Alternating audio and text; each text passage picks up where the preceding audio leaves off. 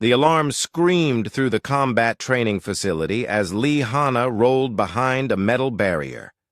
Laser blasts burned the air where her head had been just seconds before. She counted the footsteps of her enemies, listening to their breathing patterns and the soft hum of their energy weapons charging up for another attack. "Target is behind Barrier 7, growled a deep voice in the alien language she had learned to understand perfectly. It was Krim, the reptilian Vorthak, who stood nearly 8 feet tall and weighed as much as 3 humans. His scales were dark, green, and his yellow eyes could see heat signatures through walls. He was the best warrior his species had produced in 50 years. Hana smiled to herself. She knew exactly where all 12 of her opponents were positioned without even looking. Their heartbeats told her everything she needed to know about their stress levels and next moves. The Chitauri named Zeep was trying to flank her from the left, his insect-like legs making tiny clicking sounds on the metal floor. The 2 Corvan mammals were coordinating an attack from above, using their natural climbing abilities to scale the walls. She had been fighting simulated battles like this for 6 months now at the Galactic Defense Academy. Every week, the instructors gave her harder challenges. First, it was 3 opponents, then 6, then 9. Today they had put her against 12 of the Academy's best alien cadets, all of them older and more experienced than her 19 years. The other human students at the Academy called her crazy for volunteering for these impossible tests. But Hana knew something that nobody else seemed to understand. She was not just lucky or skilled. Something inside her brain worked differently than other people. She could process information faster, see patterns that others missed, and react to threats before her conscious mind even recognized them. "She's too quiet," whispered another voice. This one belonged to Nala, a Quillari whose crystal-like body could bend light to become nearly invisible. "Humans are never this quiet during combat," Hana almost laughed. If only they knew how much noise they were making. She could hear Krim's claws scratching against his weapon grip. She could smell the fierce sweat from the Corvan pair above her. She could feel the vibrations in the floor as Zeep tried to move closer without making sound. The training facility was designed to test the limits of young warriors from across the galaxy. Most species had their own strengths. The Vorthak were incredibly strong and tough. The Chitauri had lightning-fast reflexes and could coordinate attacks like a hive mind. The Corvans were smart and could solve complex problems quickly. The Quillari could manipulate energy and light in ways that seemed like magic. But humans were different. Humans were adaptable in ways that the other species found disturbing. While aliens specialized in 1 or 2 areas, humans seemed to have a little bit of everything. They were not the strongest or fastest or smartest at any single thing, but they could combine all their abilities in ways that nobody expected. Hana took a deep breath and made her move. She threw her training weapon to the right, making noise, to draw attention. At the same time, she sprinted left toward where Zeep was hiding. The insect alien was twice her size with 4 arms and natural armor plating, but Hana had studied his movement patterns for weeks. She slid under his first attack, grabbed his lower right arm, and used his own momentum to flip him over her shoulder. Before he could recover, she had his weapon and was already moving toward the next target. The whole exchange took less than 3 seconds. "Impossible," muttered one of the watching instructors. "Her reaction time is 0.07 seconds faster than our equipment can measure." Dr. Yoon Ji-won stood in the observation room above the training floor, watching her student with a mixture of pride and worry. Yoon was one of only 12 humans at the academy, serving as a cultural advisor and combat instructor. She had been a member of Earth's Special Forces for 20 years before accepting this position to help other species understand human military capabilities. But what she was seeing from Hana went far beyond normal human abilities. The girl seemed to anticipate her opponent's moves before they made them. She used the environment in ways that the training simulations had never accounted for. Most importantly, she never seemed to panic or lose focus, even when facing impossible odds. "Look at her stress indicators," said Commander Vex, the Quillari officer in charge of combat training. His crystalline form flickered with colors that showed his confusion. "Her heart rate is actually decreasing as the fight gets more intense." This was true. While her alien opponents were breathing hard and making mistakes due to adrenaline, Hana seemed to become calmer and more focused with each passing minute. It was as if combat was her natural state, rather than something stressful. She disabled 3 more opponents in rapid succession, using techniques that combined elements from different martial arts traditions. The Corvins attacking from above found themselves caught in a trap they had not seen coming. Hana had positioned herself perfectly to use their own attack against them, redirecting their momentum to send them crashing into 2 other cadets. "She's reading the battle like a tactical computer," whispered another instructor. "But she's also improvising solutions that no computer could calculate." With only 5 opponents left, Hana switched strategies entirely. Instead of hiding and ambushing, she went on full attack. She moved through the training facility like water flowing around obstacles, never where her enemies expected her to be. Her weapon seemed to be in 3 places at once as she blocked attacks, countered with strikes of her own, and positioned herself for the next engagement. Krim, the massive Vorthak warrior, finally lost his patience. He charged at her with a roar that would have terrified most beings in the galaxy. His claws were extended, and his powerful legs drove him forward at nearly 40 miles per hour. It was an attack that had never failed him before. Hana waited until the last possible second, then stepped aside and struck him in exactly the right spot behind his left shoulder. Krim's own strength worked against him as his momentum carried him face first into a training barrier. He hit the metal wall so hard that the impact could be heard throughout the facility. The remaining 4 opponents stopped their attacks and looked at each other. In the space of 6 minutes, this small human female had defeated 8 of the Academy's most promising warriors. She was not even breathing hard. "Do you surrender?" Hana asked politely, her weapon lowered but ready.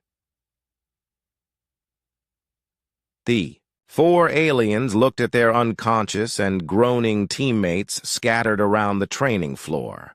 Slowly, they set down their weapons and raised their hands. The observation room was completely silent.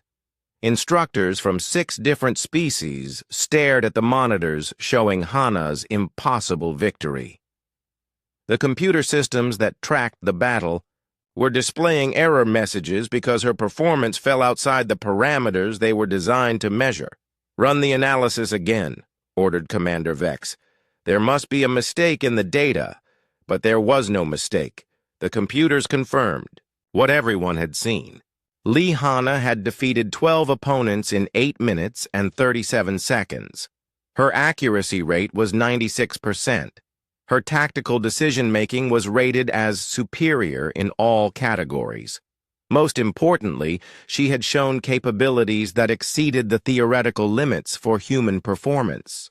Dr. Yoon Ji-won felt a chill run down her spine as she watched the other instructors' reactions. She recognized the look in their eyes. It was not admiration or respect. It was fear. Over the next hour, she overheard fragments of conversation between alien faculty members. They used words like unnatural and dangerous when they thought no humans were listening. Some suggested that Earth's military training must involve genetic modifications or cybernetic enhancements. Others whispered that humans might be hiding their true capabilities from the rest of the galaxy. That evening, Dr. Yoon found Hana in the Academy's library, studying tactical manuals from different alien civilizations. The girl looked tired but happy, the way someone feels after a good workout. "You need to be careful," Dr. Yoon said quietly, sitting down across from her. "The other species are starting to talk about you." Hana looked up from her reading. "What kind of talk?" "The kind that makes them nervous. They think you represent something that all humans could become, and that terrifies them." Hana was quiet for a long moment, considering this information. Finally, she asked, "What do you think? Am I really that different from other humans?" Dr. Yoon studied her student's face. She had trained thousands of soldiers over her career, and she had never seen anyone quite like Hana. But she had seen glimpses of similar potential in other humans when they were pushed to their limits. "I think you're showing them what humans are capable of when we stop accepting limitations," she said finally. "The question is whether they can handle that truth." Outside the library windows, alien cadets walked through the academy corridors in small groups, speaking in hushed tones. The word human came up often in their conversations, and it was not said with friendship or respect. Something was changing at the Galactic Defense Academy. The other species had invited humans to join their alliance as equals, but equality was not what they were seeing from Hana. They were seeing something that challenged their understanding of what was possible. And in the dark corners of the galaxy, in the private chambers of species leaders and military commanders, a new kind of conversation was beginning. It was a conversation about the human problem and what should be done about it before it was too late. 6 months had passed since Hana graduated from the Galactic Defense Academy with the highest scores in the institution's 300-year history. Despite her achievements, she had been assigned to the exploration vessel Harmony's Edge, instead of the prestigious military ships that other top graduates received. Everyone knew why, though nobody spoke about it openly. Captain Park Min-ho welcomed her aboard with a warm smile that did not quite hide his concern. He was a career diplomat who had spent 15 years building trust between humans and the dozens of alien species that made up the Galactic Council. At 52, he had gray hair and kind eyes that had seen too many political negotiations go wrong. "I know this assignment might seem like a punishment," he told Hana as they walked through the ship's corridors. "But exploration work is important. We map new systems, establish first contact with unknown civilizations, and gather intelligence about potential threats." Hana nodded politely, but she understood the real situation. The other species were afraid to put her on a warship where she might learn military secrets or gain command experience. Exploration was safer for everyone involved. She would be far from populated systems where her abilities could cause political problems. The Harmony's Edge was a beautiful ship, built with technology from 12 different civilizations. Its crew reflected this diversity. There was Vex, a crystalline Quillari who served as the science officer.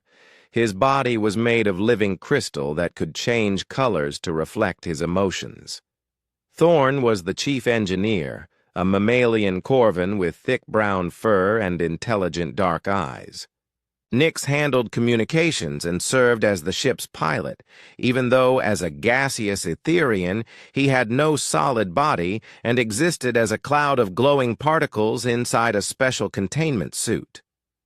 At first, the alien crew members were nervous around Hana. They had heard stories about the human who defeated 12 Academy cadets in single combat. They watched her carefully during the first few weeks, expecting her to do something dangerous or unpredictable. But Hana was patient. She did her job quietly and efficiently, helping with navigation calculations and sensor analysis. She ate her meals in the common area and participated in the evening discussions about philosophy and culture that Captain Park encouraged among the crew. Slowly, the others began to relax around her. The first time they saw her true abilities was during a routine survey mission in the Kepler 438 system. The ship's sensors detected unusual energy readings from the fourth planet, and Captain Park ordered a closer investigation. As they approached, 3 unmarked vessels appeared from behind the planet's largest moon. Unknown ships. This is Captain Park Minho of the exploration vessel Harmony's Edge, the captain transmitted. Please identify yourselves and state your intentions. The response was immediate and hostile. Energy weapons fired from all 3 ships, striking the Harmony's Edge across multiple hull sections. The ship's shields absorbed most of the damage, but several systems went offline. Evasive maneuvers, Captain Park ordered. But Thorne was already working at his engineering station. Main engines are damaged, the Corvan reported, his fur standing up with stress. We can only achieve 60% power. Vex's crystalline form flickered through several colors as he analyzed the attacking ships. They are using modified Galactic Council weapons, he announced, but their energy signatures do not match any known military configurations. The 3 enemy vessels moved, with practiced coordination, trying to surround the Harmony's Edge and prevent their escape. Their weapons were more powerful than anything pirates should have been able to acquire. Captain Park realized they were facing a professional military operation disguised as a random attack. Hana, he called to her station. Can you plot us an escape course? Hana had been watching the tactical display with intense concentration. Her eyes tracked the movement patterns of all 3 enemy ships, while her hands worked across multiple control panels. She was processing the navigation data, weapon trajectories, and shield status simultaneously in a way that made the ship's computer systems struggle to keep up. "Give me helm control," she said quietly. Captain Park hesitated for only a moment, before transferring ship control to Hana's station. What happened next made the entire crew stare in amazement. The Harmony's Edge began moving in ways that should have been impossible for a ship of its size and design. Hana used the gravitational fields of nearby asteroids to accelerate and change direction without using the damaged engines. She anticipated the enemy weapon fire and positioned the ship so that their own shots interfered with each other. Within minutes, she had maneuvered them into a position where the 3 attacking vessels were blocking each other's line of fire. "How is she doing that?" whispered Nix, his gaseous form glowing brighter with excitement. Thorne checked his engineering readings and shook his furry head. "She is using engine power, thruster control, and gravitational dynamics in combinations that I have never seen before. The computer says these maneuvers should tear the ship apart, but somehow the stress is being distributed perfectly across the hull." During the 15-minute chase that followed, Hana demonstrated abilities that went far beyond normal, human capabilities. She seemed to predict the enemy movement several steps ahead of time. She used the ship's sensors like extensions of her own senses, processing vast amounts of data and making split-second decisions that saved their lives multiple times. When they finally escaped to hyperspace, the crew sat in stunned silence. Vex's crystalline form had turned a deep purple color that indicated profound confusion. Thorne was running diagnostic checks on systems that should have failed under the stress of Hana's maneuvers. Nix was reviewing the sensor logs, trying to understand how one person could coordinate so many complex actions at the same time. Captain Park looked at Hana, who seemed completely calm despite what they had just experienced. "Where did you learn to fly like that?" "I have never flown a ship before today," Hana replied honestly. "But the principles are similar to ground combat. You observe patterns, predict responses, and use your environment to achieve objectives." Over the following weeks, the crew of the Harmony's Edge began to understand that Hana represented something new in the galaxy. She could learn new skills with impossible speed, solving problems that had challenged their species for generations. When Vex showed her advanced mathematics concepts, she grasped them in hours instead of the months it took most beings. When Thorne explained complex engineering principles, she immediately saw ways to improve their efficiency. Most remarkably, she never seemed to struggle with stress or uncertainty. While the alien crew members had bad days and emotional difficulties, Hana maintained a steady focus that never wavered. She was not cold or unfeeling, but she possessed a mental stability that allowed her to function at peak performance, regardless of circumstances. Meanwhile, across the galaxy, similar reports were being filed by other ships and installations where humans served. Dr. Kim Sora, a human physicist working on Rigel Station, had solved 3 theoretical problems that had puzzled Quillari scientists for decades. Lieutenant Bei Jisoo, serving aboard a Corvan military vessel, had developed new defensive strategies that improved their combat effectiveness by 40%. Commander Nam Woojin, stationed at a diplomatic outpost, had negotiated trade agreements that benefited all parties in ways that previous ambassadors had thought impossible. On the Galactic Council homeworld, High Counselor Drac reviewed these reports with growing alarm. The ancient Meridian had lived for over 400 years and had seen many species join the galactic community. But humans were different from anything in his experience. "They are not following the normal patterns," he told his advisors during a secret session. "Most species specialize in 1 or 2 areas of excellence. Humans appear to have potential for advancement in all areas simultaneously."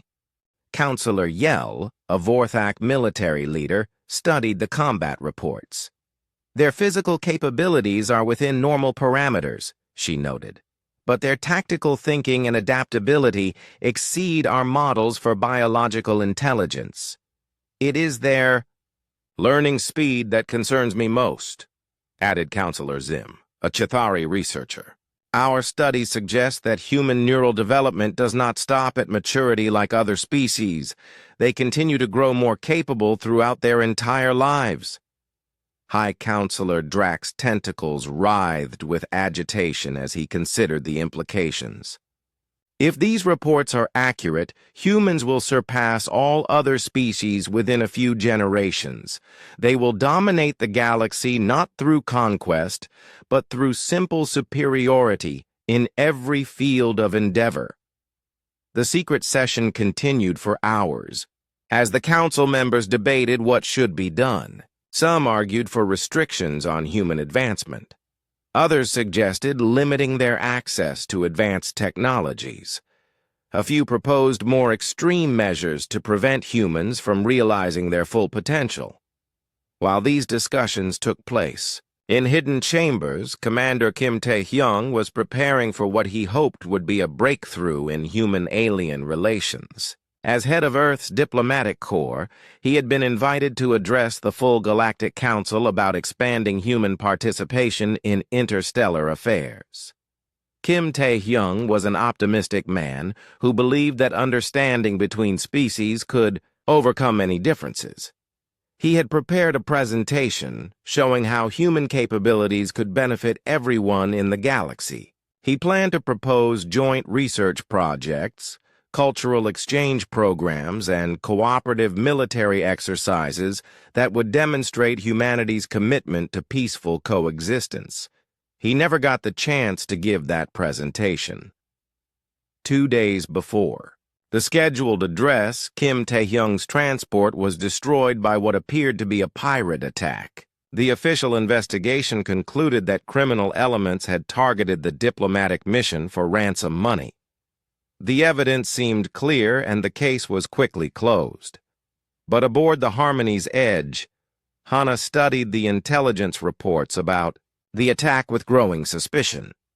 The weapon signatures were too advanced for normal pirates. The timing was too convenient. Most importantly, the attack patterns were identical to what they had experienced in the Kepler 438 system. "Captain," she said to Park Min-ho, "I think someone is trying to start a war." The distress signal came from the edge of human space, where the mining colony Zerion 4 had been silent for 3 days. Captain Park Min-ho ordered the Harmony's Edge to investigate, even though military protocol suggested they should wait for a proper warship to respond. 50,000 people, Park said quietly as they traveled through hyperspace. Families, children, workers who just wanted to build a better life on a new world. Hana studied the colony's records on her datapad. Zerion 4 had been humanity's most successful mining operation, extracting rare minerals that were essential for advanced technology. The colony had been completely self-sufficient, with its own defense systems and emergency protocols. For it to go completely silent was almost impossible. When they dropped out of hyperspace near the planet, the crew of the Harmony's Edge saw something that would haunt them forever. Where the colony should have been, there was only twisted metal and burning craters. The fusion reactors that powered the settlement were dark and cold. No life signs registered on their sensors.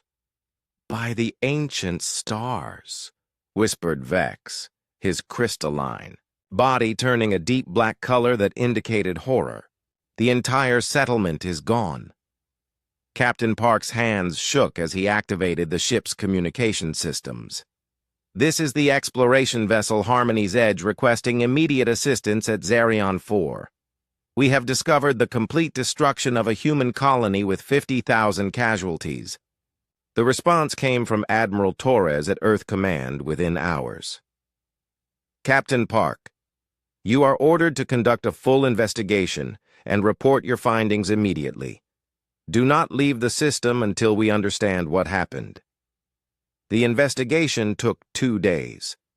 Hana insisted on leading the survey teams that examined the wreckage on the planet's surface. What she found made her blood run cold with anger. The official report would blame a reactor malfunction. The evidence seemed clear at first glance. The main fusion plant had exploded, causing a chain reaction that destroyed most of the colony. Emergency systems had failed. Poor maintenance was suggested as the primary cause, but Hana saw details that others missed. The crater patterns were wrong for an internal explosion. The debris distribution followed trajectories that indicated orbital bombardment. Most importantly, she found fragments of weapons technology that did not match anything humans had ever built. "These are pulse cannon signatures," she told Captain Park as they examined the evidence in the ship's laboratory. "The kind used by Galactic Council military forces for planetary bombardment." Vex examined the metal fragments through his advanced sensing capabilities. "The energy patterns match Vorthak military technology," he confirmed reluctantly. "But these weapons are supposed to be restricted to Council warships only." Thorne analyzed the blast patterns using his engineering expertise. "The attack was coordinated," he reported. "Multiple ships fired simultaneously from different orbital positions to maximize destruction and minimize survival chances." "Captain," Park stared at the evidence spread across the laboratory tables. As a diplomat, he had spent years building relationships with alien species. The idea that the Galactic Council might be responsible for murdering human civilians was almost too terrible to believe. "We need more proof before we make accusations," he said finally. This evidence could have other explanations. But Hana was already planning their next move. She had studied the attack patterns and identified the most likely staging areas the enemy ships would have used. "Captain, we should investigate the asteroid field in Sector 7. If these ships launched from there, we might find more evidence." The Harmony's edge was moving toward the asteroid field when 12 unmarked vessels suddenly appeared around them. The ships were using advanced cloaking technology that had hidden them from all sensors until they chose to reveal themselves. "Unknown vessels, this is Captain Park Minho," Park transmitted.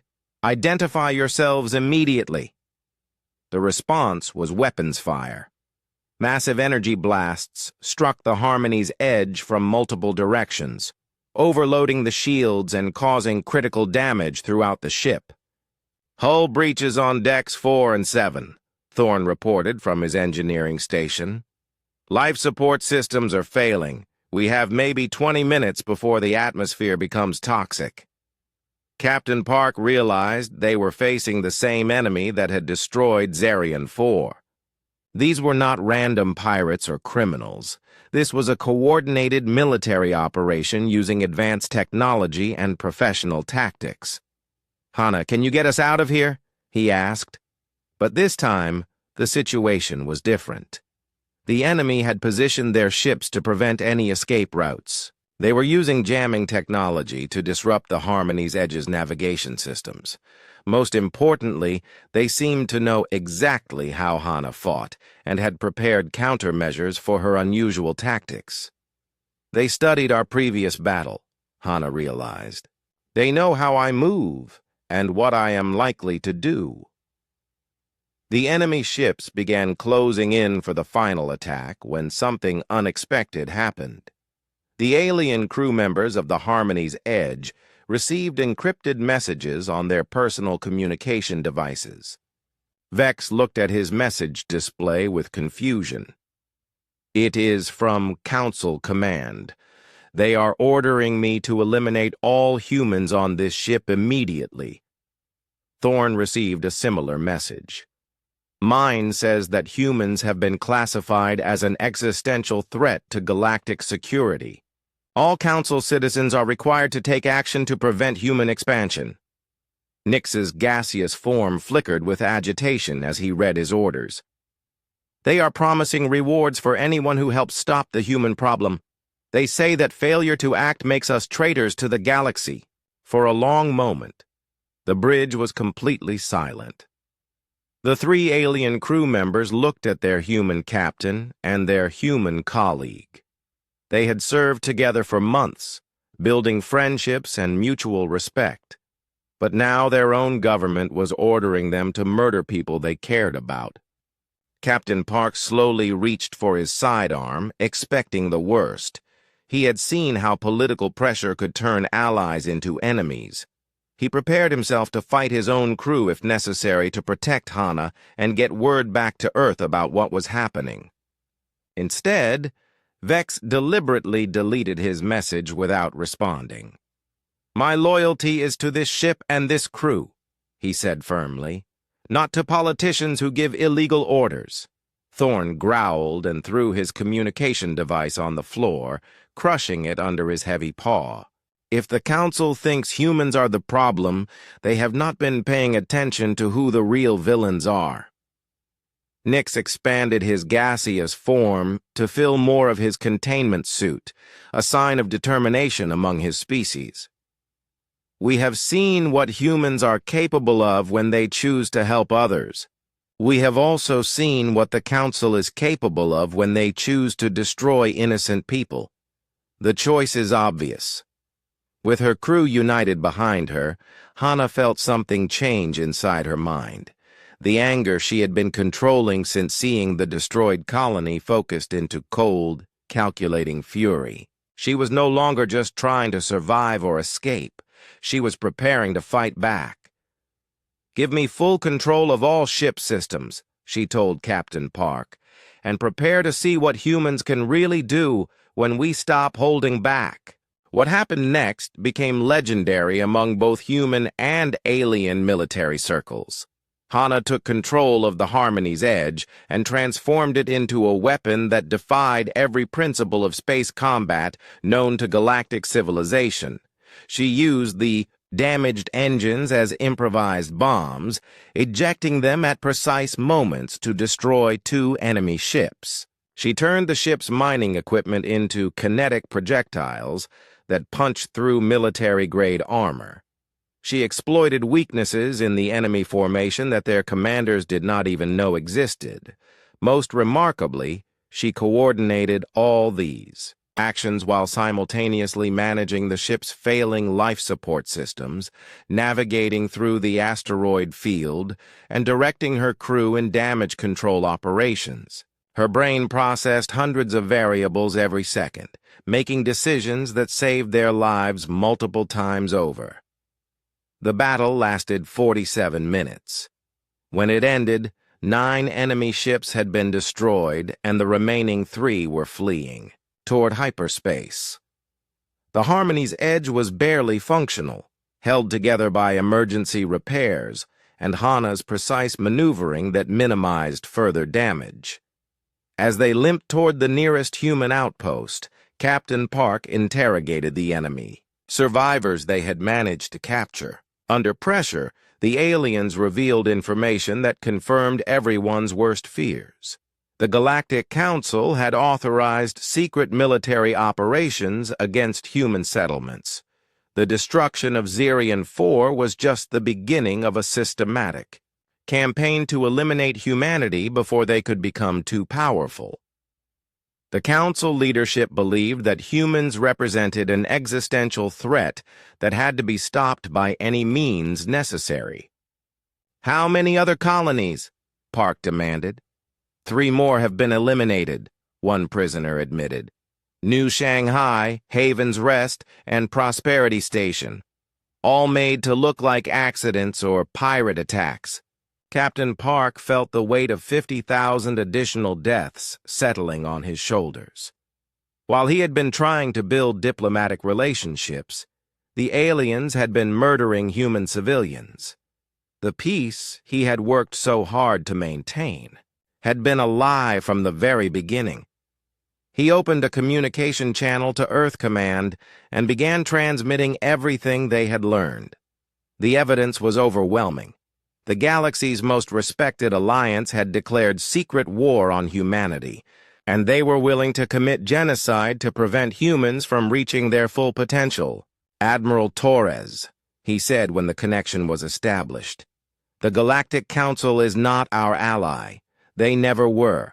They have been systematically murdering our people while pretending to offer us friendship and cooperation." The response from Earth was immediate and final. "Understood, Captain Park. Return to Earth immediately, and tell Commander Lee Hana that her real assignment is about to begin."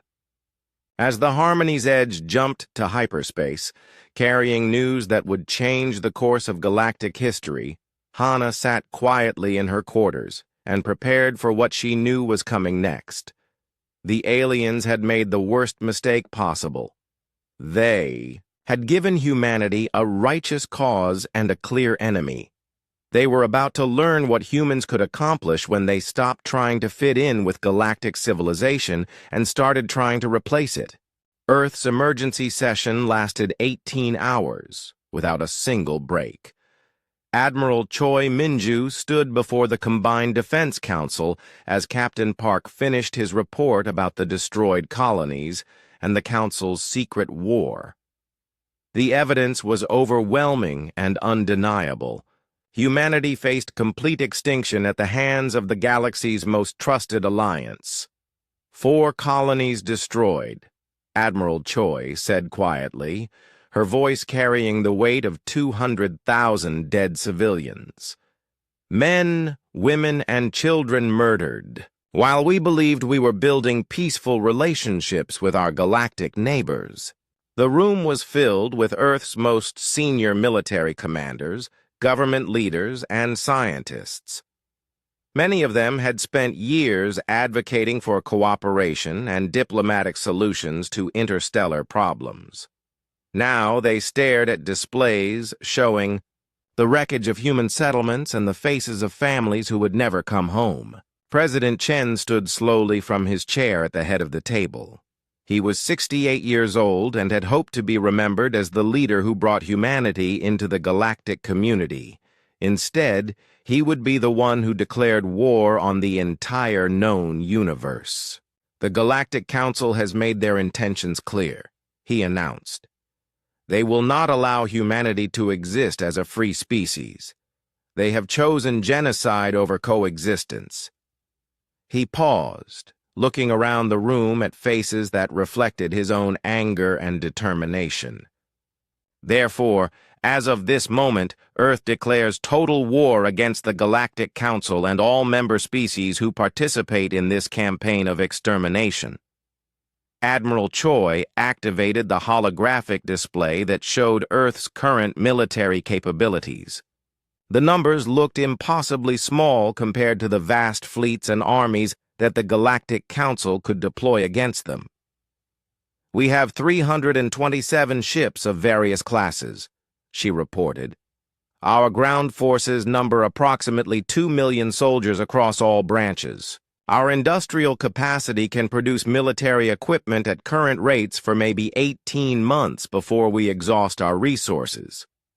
General Kang Hyun-woo, commander of Earth's ground forces, studied the tactical projections with professional interest. Their numbers suggest we should be defeated within 6 months, he noted. But numbers only matter if they are used effectively.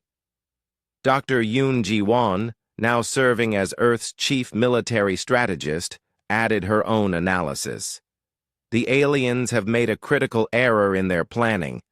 They assume we will fight like they do, using their tactics and following their rules.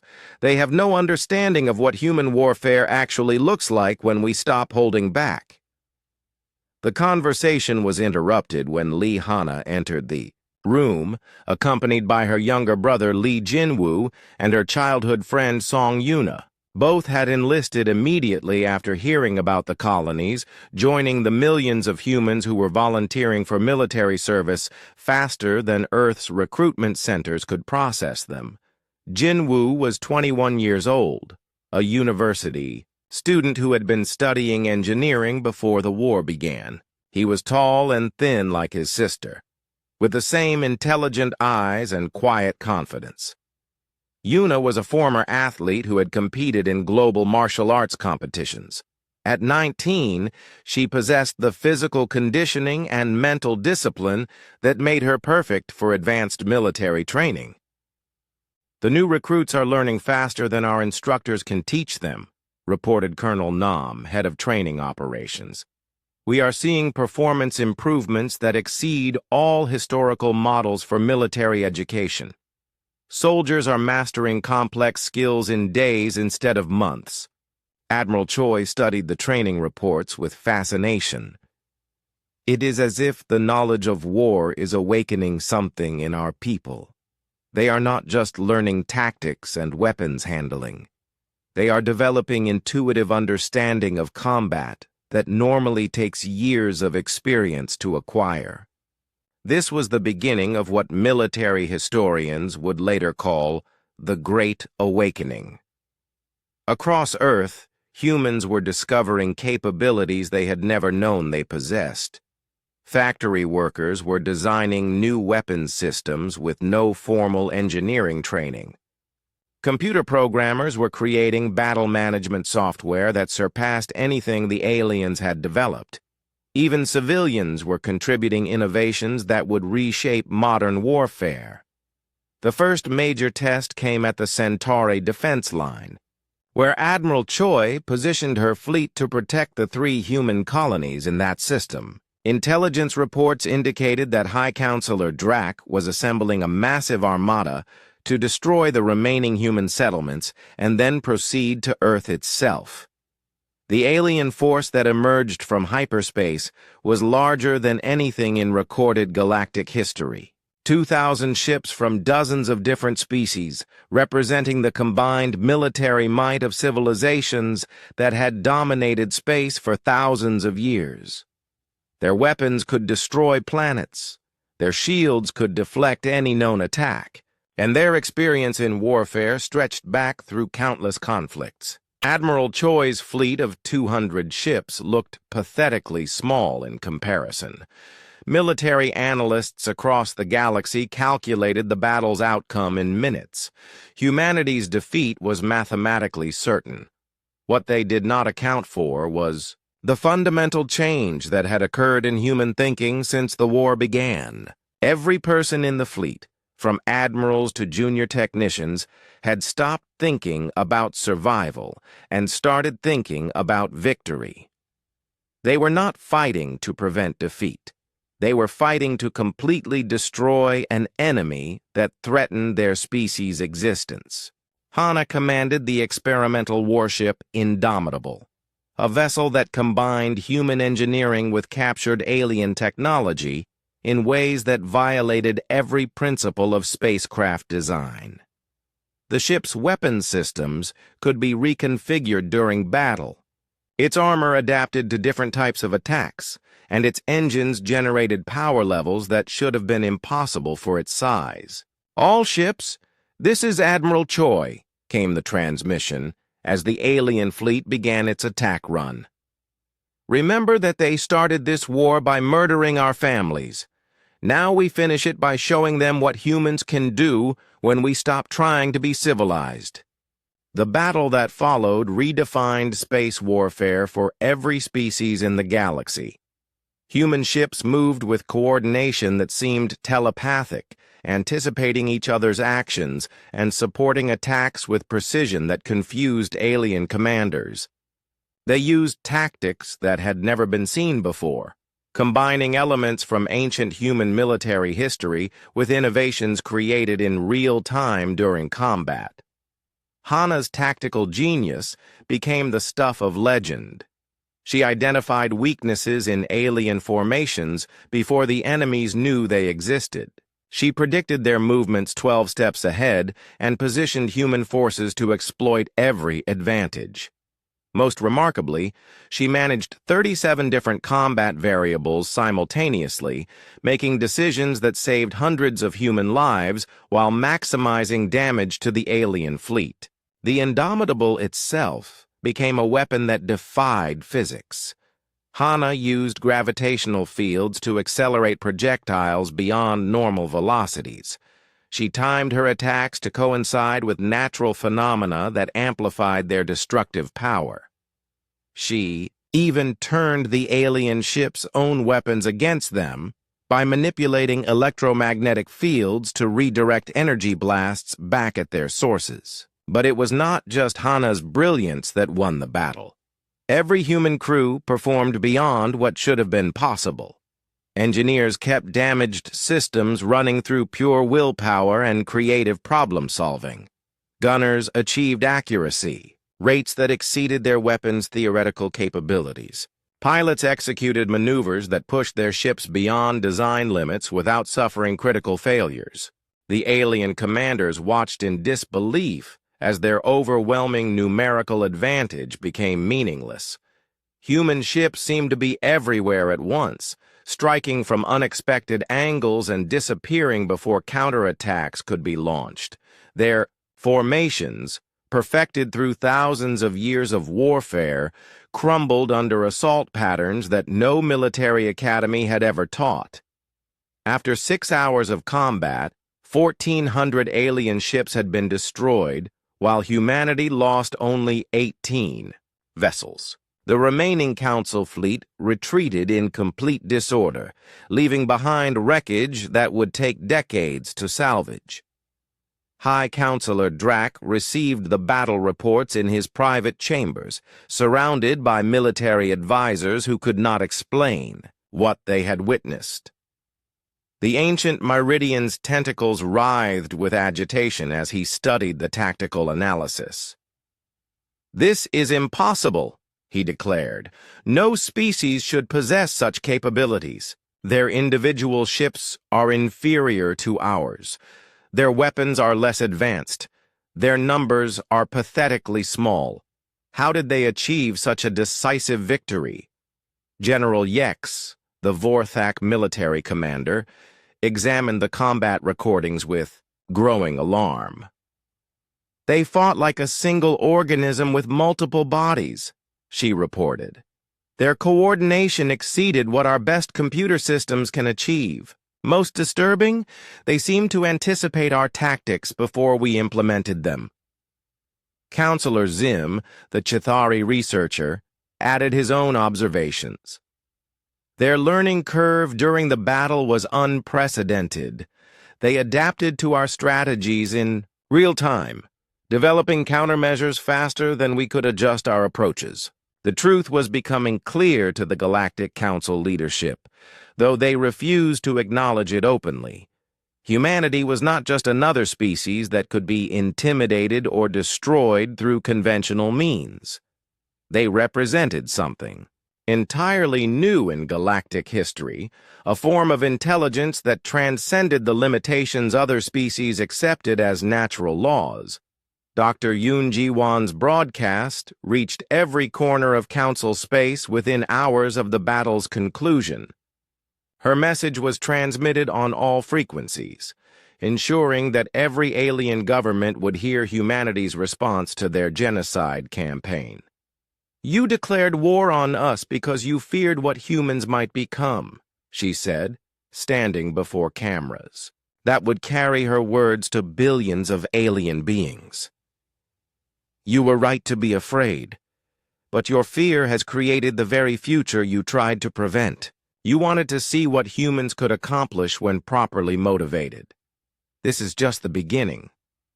Across human space, industrial production shifted to total war footing. Shipyards that had built exploration vessels began constructing warships, designed with human tactical innovations. Training centers expanded to accommodate the millions of volunteers who were demonstrating combat skills that surpassed veteran soldiers from other species. Most importantly, humanity had found its unity of purpose. The political divisions and cultural differences that had weakened Earth for centuries disappeared as the entire species focused on a single objective: survival and victory against an enemy that had chosen to make existence itself the prize of war.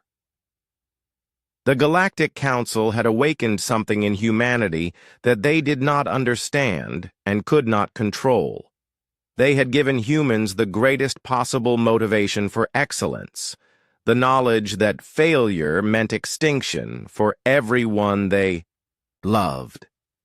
Now they would learn what human excellence actually looked like when all limitations were removed. 1 year after the Battle of Centauri, the galaxy had changed beyond recognition. What the aliens had expected to be a quick extermination campaign had become their worst nightmare. Human forces were not just surviving against impossible odds. They were winning. General Kang Hyunwoo stood on the bridge of the assault transport Soul's Pride as it approached the Vorthak military stronghold on Kepler 442b.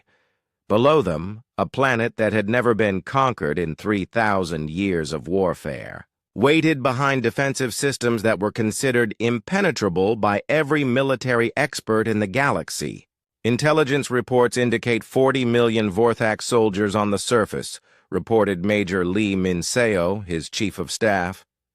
They have orbital defense platforms, energy shields covering all major cities, and enough firepower to destroy our entire landing force 10 times over. General Kang nodded calmly as he studied the tactical displays. At 55 years old, he had served in Earth's military for 30 years without ever fighting a real war. Now he commanded ground forces that were rewriting the rules of planetary assault operations. "How many troops do we have for the landing?" he asked. 80,000 soldiers, General. The aliens outnumber us 500 to 1. General Kang smiled grimly. Then it should be a fair fight. The statement would have been insane coming from any other species' military leader.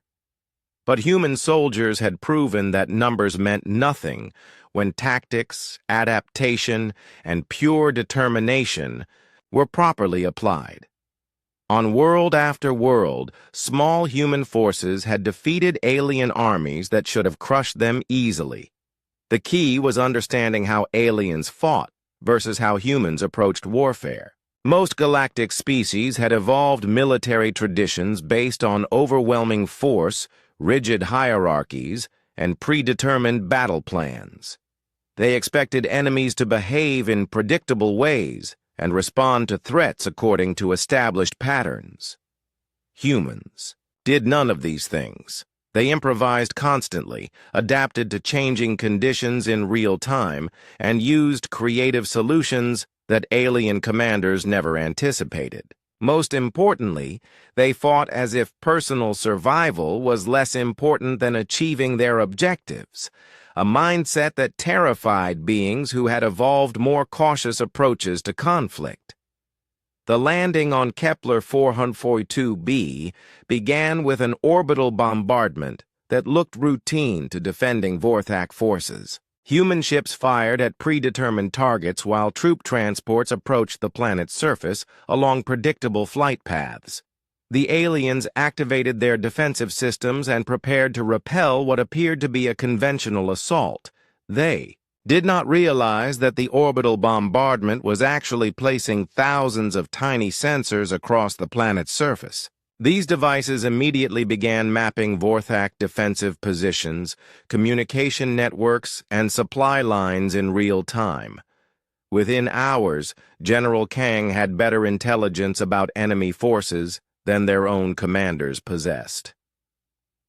The actual assault came from directions that Vorthak military doctrine considered impossible. Human soldiers used powered armor to survive drops from extreme altitude, landing behind enemy lines without transport vehicles. They moved through underground tunnel systems that had been mapped by their orbital sensors. Most remarkably, they coordinated attacks across continental distances using communication methods that Vorthak jamming technology could not detect. Private Song Yuna, now a veteran of 12 planetary assaults, led her squad through the maintenance tunnels beneath New Vorthak City.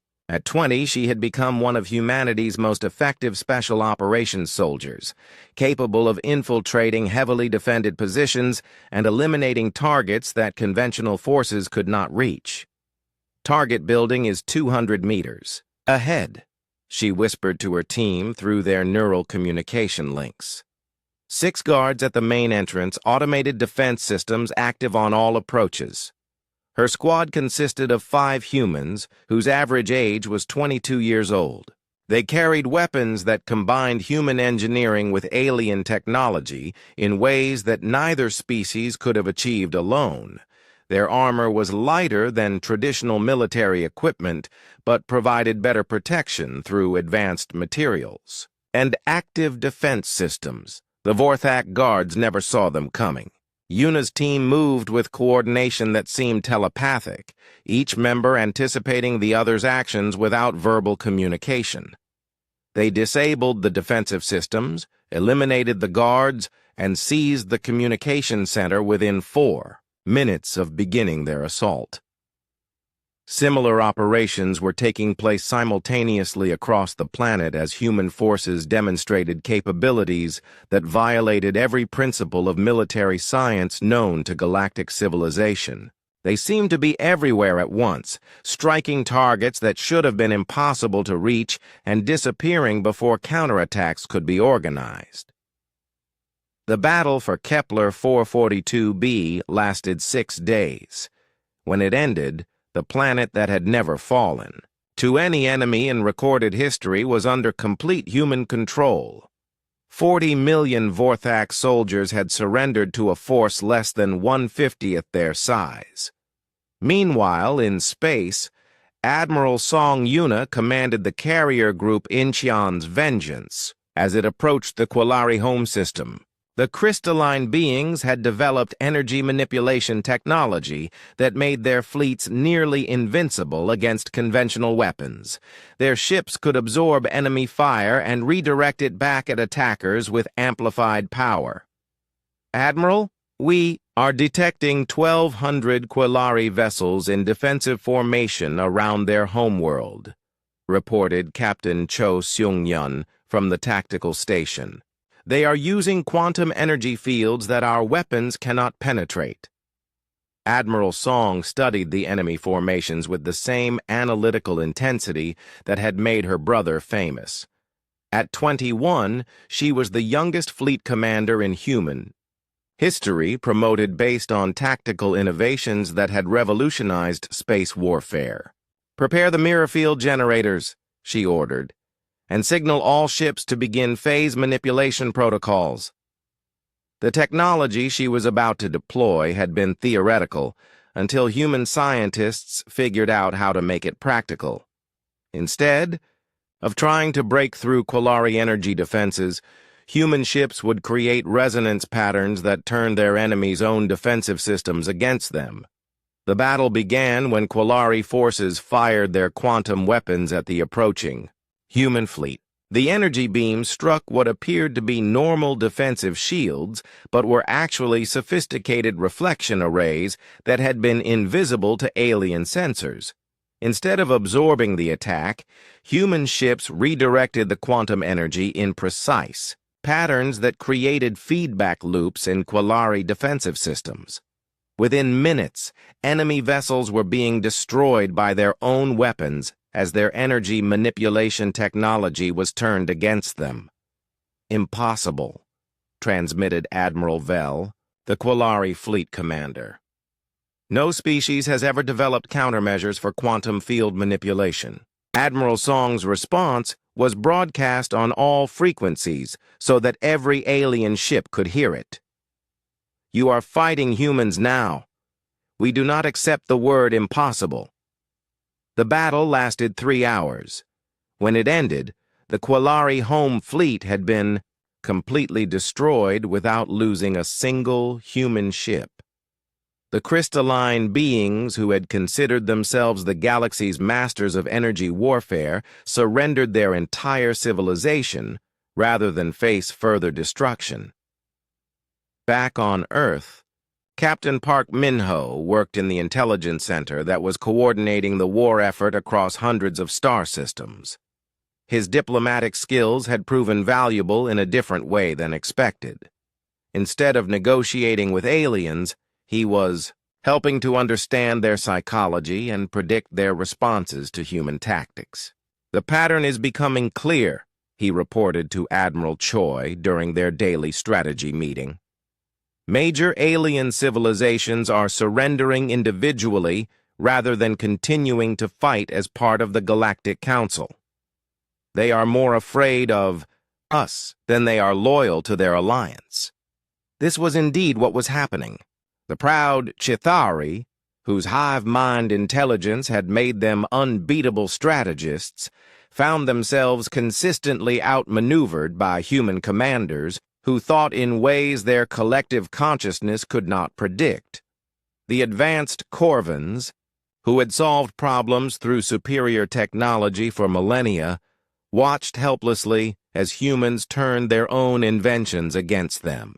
Most terrifying for alien leadership was the realization that humans were not just winning through superior tactics or equipment.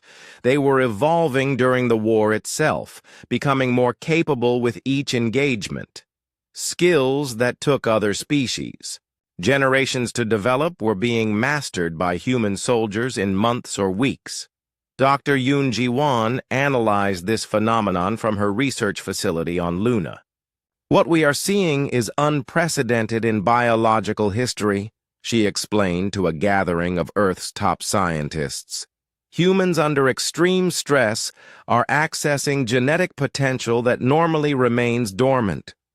We are literally becoming a different species in real time. The evidence supported her theory.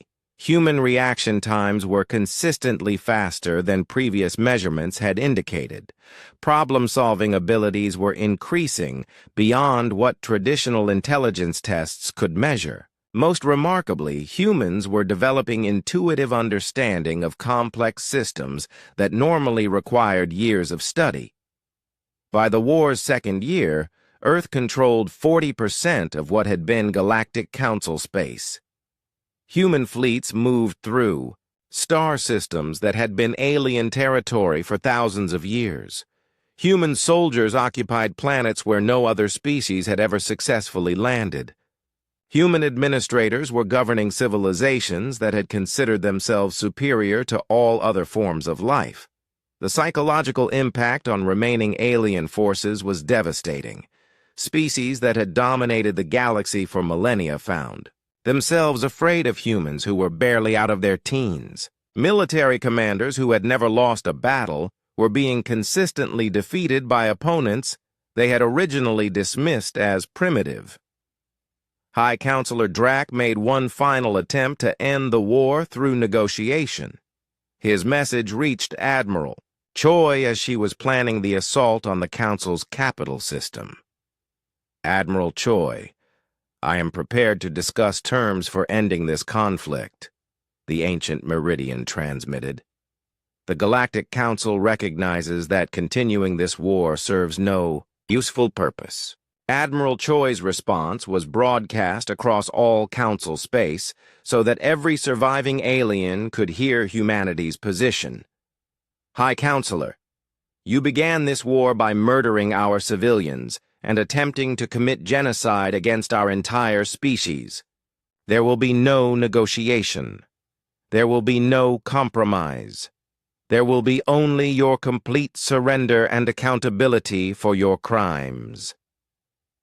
The message sent shockwaves through what remained of alien civilization.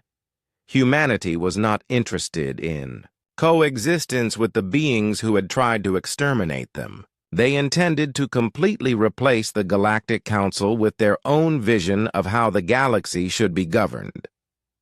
As human fleets gathered for the final assault on the Council homeworld, beings across dozens of star systems realized that they were witnessing the end of one era and the beginning of another.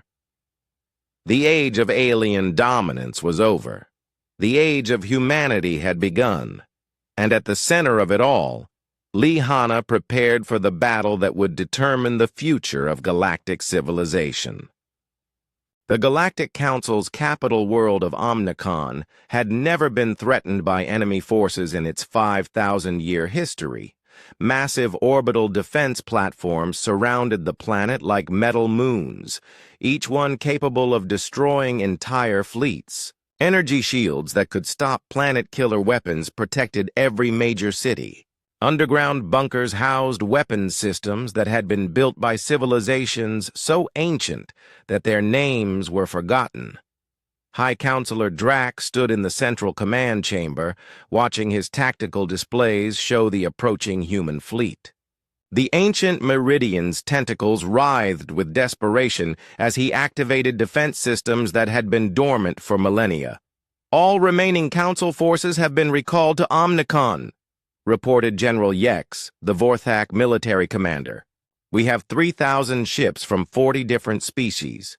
Every piece of advanced military technology in the galaxy is protecting this world. Counselor Zim added his own report. The planet-killer weapons are fully charged and ready for deployment. If we cannot defeat the humans through conventional means, we can destroy this entire star system and take them with us. High Counselor Drack nodded grimly.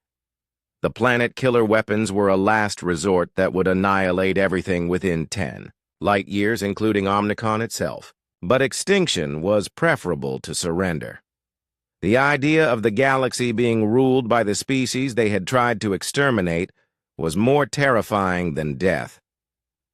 Admiral Choi Minju commanded the human fleet from her flagship Seoul's Triumph as they dropped out of hyperspace at the edge of the Omnicon system. She was accompanied by every major human military leader, including General Kang with his ground forces, Admiral Song with her carrier groups, and Lee Hana as Strategic Operations Director. Enemy fleet composition shows ships from every major alien species, reported Captain Kim from the tactical station.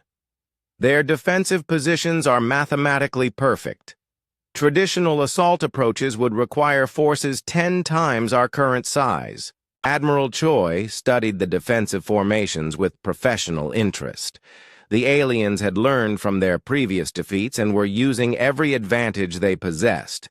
This would be the hardest battle humanity had ever fought. Hana, what? Do you see? She asked the young woman who had become humanity's greatest tactical genius. Lee Hana stood before the holographic display showing the enemy positions, her eyes tracking patterns that others could not perceive. At 20 years old, she had evolved far beyond what anyone could have imagined when she first entered the Galactic Defense Academy. The war had awakened abilities in her that transcended normal human limitations. They are fighting defensively because they are afraid, she said quietly. But fear makes them predictable. They have positioned their forces to counter every conventional attack strategy, which means they have created weaknesses they do not realize exist. She manipulated the display to show energy flow patterns between the orbital defense platforms. Their power grid is interconnected for efficiency, but that creates a single point of failure. If we can overload one platform, the feedback will cascade through their entire system. Admiral Choi smiled grimly. And how do we overload a platform that is designed to absorb planet-killer weapons? Hana's answer would become legendary in military history textbooks. We do not attack the platform, we attack the space around it. The plan she outlined was so audacious that it violated every principle of space warfare. Instead of trying to destroy the alien defenses, human forces would manipulate gravity fields to create artificial singularities near the orbital platforms. The massive gravitational distortions would tear the stations apart without requiring any weapons fire at all. The technology existed because human scientists had been experimenting with exotic physics since the war began. What should have taken decades of research had been accomplished in months by researchers who refused to accept theoretical limitations. The battle began with what appeared to be a conventional assault. Human ships approached the orbital defense grid while alien platforms prepared to demonstrate their overwhelming firepower. Energy beams that could vaporize asteroids lanced out from the defensive positions, striking human vessels that seemed to absorb the attacks without taking damage. Impossible, declared General Yex as she watched the tactical displays. Our weapons are having no effect on their ships. What the aliens did not understand was that human vessels were not absorbing the energy attacks. They were redirecting the power into gravity manipulation systems that had been hidden inside their hulls. Each enemy shot was making the human ships more dangerous instead of destroying them. When Hana activated the gravity weapons, reality itself seemed to bend around the orbital defense platforms. Artificial black holes formed in the space between the stations, creating tidal forces that no conventional defensive system could resist. The platforms that had protected Omnicon for thousands of years were pulled apart by forces that made their weapons look like toys. All orbital defenses are down, reported Captain Kim with amazement. The enemy fleet is in complete disarray. But High Counselor Drac was not finished. As human forces approached the planet's surface, he activated the ancient planet killer. Weapons that had been built as the ultimate deterrent against invasion. If we cannot rule the galaxy, then no one will, he announced to his remaining commanders. Activate all planet killer systems. destroy everything. The weapons that emerged from hidden installations could annihilate star systems and make entire regions of space uninhabitable for millions of years. They represented the darkest technology that galactic civilization had ever developed, created by species that chose mutual destruction over defeat. As the planet killers powered up, their energy signatures were detected by every human ship in the system. The aliens were preparing to commit suicide on a scale that would take billions of innocent lives with them. This was the moment that defined Lee Hanna's legacy. While Admiral Choi prepared the fleet for immediate evacuation, Hanna made a decision that no tactical manual had ever contemplated. She would infiltrate the planet alone and disable the weapons before they could fire. "That is suicide," Admiral Choi protested. "Even if you reach the surface, you cannot fight an entire planet by yourself." Hanna looked at her commander with the calm certainty that had carried her through every impossible situation. "Admiral, with respect, you have never seen what I can really do when I stop holding back." She took a single-person stealth ship and descended toward Omnicon's surface, while planet-killer weapons charged to full power around her. The aliens had minutes before they could fire, which gave her just enough time to reach the primary control facility if everything went perfectly.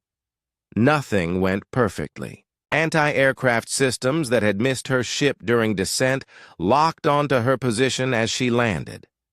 Ground forces surrounded the facility where the planet-killer controls were located. Energy barriers that could stop orbital bombardments protected the building she needed to enter. Lee Hanna walked through all of it as if the defenses did not exist. Her movements had evolved beyond human limitations during the war, becoming something that resembled pure efficiency rather than biological motion. She anticipated attacks before they were launched, found weaknesses in systems that their designers thought were perfect, and solved problems that should have required hours of analysis in seconds. The alien soldiers guarding the facility had never faced anything like her. She moved through their positions like water flowing around rocks, disabling weapons and neutralizing threats without seeming to exert any effort. Energy barriers that had never been breached parted before techniques that combined physics, psychology, and pure determination. Inside the control facility, High Counselor Drac waited with his final guards and the activation controls for weapons that could destroy the galaxy. The ancient Meridian had lived for 4 centuries and commanded the respect of dozens of species. But as he watched Hanna enter his sanctum, he felt something he had not experienced since childhood. He felt fear. "You cannot stop all of them," he said, gesturing to the dozens of control panels that managed different planet-killer systems. "Even if you disable some, the others will fire automatically." Hanna studied the control systems for exactly 17 seconds, then began working with movements too fast for alien eyes to follow. Her hands seemed to be in multiple places simultaneously as she rewired connections, reprogrammed computers, and turned the planet-killer weapon's own control systems against them. "This is impossible," Drac whispered as he watched her work. "These systems were designed by the greatest minds in galactic history. They cannot be overcome by a single individual." Hanna finished her work and turned to face the alien leader who had tried to commit genocide against her species. "Counselor, you made the same mistake that everyone else made. You thought humans were just another species to be measured by your standards. You never understood that we do not accept limitations that others consider absolute. The planet-killer weapons powered down permanently, their control systems reprogrammed to prevent any future activation. With their ultimate threat neutralized, The remaining alien forces on Omnicon surrendered without firing another shot. 5 years later, Lee Hanna stood in the rebuilt council chambers on Omnicon, now serving as Grand Admiral of the Galactic Defense Force. The war was over, and humanity had emerged not as conquerors, but as administrators of a new kind of galactic civilization. The changes were profound. Species that had once considered themselves superior now worked alongside humans as equals. Technologies that had been restricted to military applications were being used to improve life for everyone. Most importantly, the rigid hierarchies that had dominated galactic politics for millennia had been replaced by systems based on merit and capability rather than species origin. Dr. Yoon Ji-won taught at the rebuilt Galactic Defense Academy, where students from across the galaxy learned military science from human instructors. The curriculum included courses on adaptability, creative problem-solving, and the importance of refusing to accept defeat even when facing impossible odds. On the wall of the main lecture hall hung a memorial plaque listing the extinct civilizations that had chosen war over coexistence. The inscription read, "They said she was overpowered. They were right." Admiral Park Min-ho, now serving as Earth's ambassador to the new Galactic Federation, often reflected on the irony of what had happened. The aliens' fear of human potential had forced humanity to exceed even their own expectations of what was possible. By trying to prevent human dominance, they had guaranteed it. The surviving alien species had discovered something unexpected in the aftermath of defeat. Human leadership brought prosperity and technological advancement that their own governments had never achieved. Worlds that had been stagnant for centuries began flourishing under human administration. Scientists from different species collaborated on projects that would have been impossible under the old council's rigid restrictions. Captain Park often visited the Memorial Garden, where the victims of Zarian 4 and the other destroyed colonies were remembered. The garden was maintained by volunteers from dozens of species, a symbol of how the galaxy had changed since the war ended. "Do you ever wonder what would have happened if they had never attacked us?" asked Vex, his old crewmate from the Harmony's Edge, during one of these visits. Park considered the question seriously. "I think we would have remained peaceful and cooperative, trying to fit into their vision of galactic civilization. We never would have discovered what we were truly capable of accomplishing." This was the final lesson that the war had taught everyone. Humans had not been overpowered by alien standards. They had been limited by their own assumptions about what was possible. When forced to transcend those limitations to ensure their species' survival, they had become something that no one, including themselves, had ever imagined. Lee Hanna's legacy was not just military victory. It was proof that conscious beings could exceed any limitation if they refused to accept defeat. The galaxy was now governed by that principle, and every species that called it home was discovering capabilities they had never known they possessed. The age of humanity had begun, but it was not an age of human supremacy. It was an age of unlimited potential for everyone willing to embrace it.